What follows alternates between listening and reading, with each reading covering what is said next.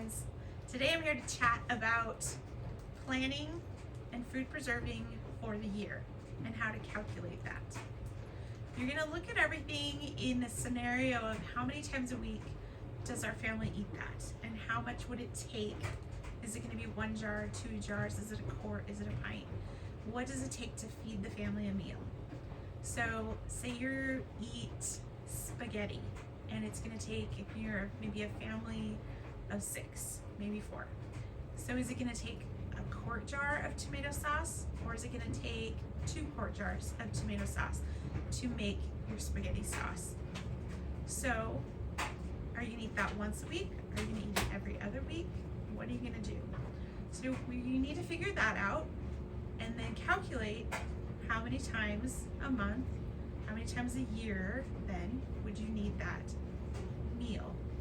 How often would your family be okay with eating it? Maybe they only want spaghetti once a month. Maybe they only eat green beans once a month. So if you calculate how many times you're going to eat that, that's going to tell you how many jars of that to preserve to get to your goal to have food for a whole year. When you're doing meat, it's a little more difficult because you're just buying a side of beef, a quarter beef, whatever you can fit in your freezer, and hoping that that will get you through. We have actually 2 families here on the farm, because we're a 3-generation farm. So we have my daughter's cooking her dinner for her family, and we're cooking our dinner for the 2 of us. So we're gonna go through more, obviously. So it's like double.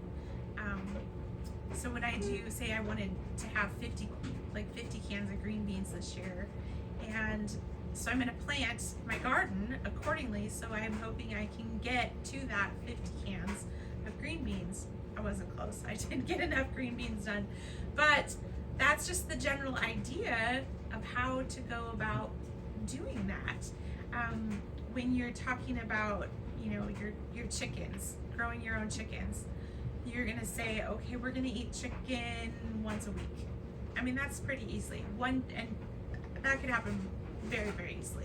So 1 chicken a week, maybe we can get 2 meals out of that. Maybe we can do like a chicken soup of some kind with the leftovers, and then we're gonna have a main meal kind of chicken. Maybe we're gonna cut up that chicken, and maybe we can squeeze 3 meals out of it. But you're gonna figure that out and then calculate how many you need for the year. So if we grow 50 chickens, 52 chickens, that's chicken once a week for the year. If we sell a lot of our chicken, then we're not gonna be eating chicken that often. So that's how we calculate that and hope that we have enough for the year. Cheese. We have a dairy cow, so we're gonna, calculate how much cheese do we go through a month. Do we, how many do we buy? How many pounds of cheddar cheese do we buy? So we need to make that much cheddar cheese.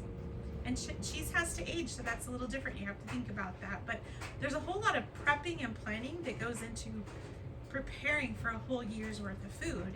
And it's all a matter of thinking in terms of how often will you eat that meal? How often will you go through that small item? Tomato sauce. Maybe it's barbecue sauce. Maybe it's ketchup. Maybe it's how many jars of pickles are you going to eat? And a lot of times you're just going to say, excuse my dog barking, he wants attention. A lot of times you're just going to say, I have 15 cabbages and I'm going to do as much sauerkraut as I can. And, I'm going to split it up, sauerkraut and maybe kimchi. And you're just going to preserve as much as you can. And when you're done with it, you're done with it. You don't buy more. You could if you are comfortable with that, but if you don't want to, you don't have to. So that's kind of how you would determine that's what I need for the year. So it's all about thinking it through, dividing it out, and multiplying how many times a week, how many weeks, and that goes into how many plants, if you're growing it, or if you're buying it, whatever you want to do. Something to think about. Preserving your food for the year is a lot of planning, but it's pretty awesome when you don't have to go to the store for your groceries and you just get them out of your cupboard. It's a pretty good feeling, actually. So good luck. I hope that helps when you're thinking about preserving for the year and canning and prepping and getting ready for what you might need for a year. Good luck to you.